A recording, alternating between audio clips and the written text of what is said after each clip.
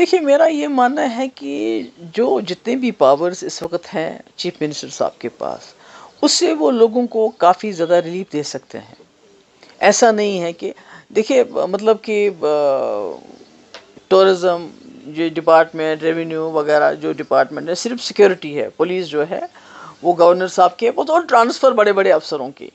तो मुझे लगता है governance is more than just the transfers. और आज भी गवर्नर साहब ने शायद वो जो ट्रांसफ़र ने रिकमेंड की थी वो सब कर दी, इन्होंने गवर्नर साहब ने वो कर दी।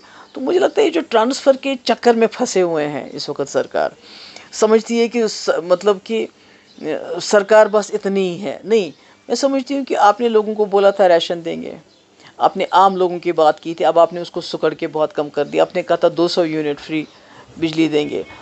यहाँ से आपने कहा था स्मार्ट मीटर नहीं लगने देंगे, स्मार्ट मीटर का इतना ज़्यादा बिल आता है जिसका कोई हिसाब नहीं है।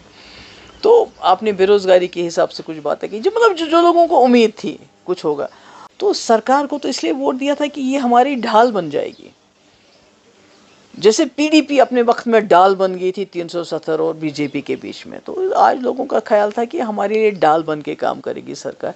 मगर सरकार वो ही नहीं खोलती, बात ही नहीं करते। हम लोग बात करते हैं तब जाके वो बात करते हैं। कोई खास वजह पता नहीं, क्या खौफ है सरकार को, क्या खौफ है, दिल में क्या बैठा है कि अगर हम बात करेंगे पता नहीं शायद बीजेपी नाराज़ तो नहीं हो जाएगी, मरकजी सरकार नाराज़ तो नहीं हो जाएगी। जैसे पहले ही फारूक साहब ने कहा हम कोई कन्फ्रंटेशन नहीं चाहते। उमर साहब, ये कहने की बात है, दिल्ली के साथ कौन कन्फ्रंटेशन चाहता है? मगर आपने पहले ही हथियार डाल दिए ये बता के कि हम कन्फ्रंटेशन नहीं चाहते हैं।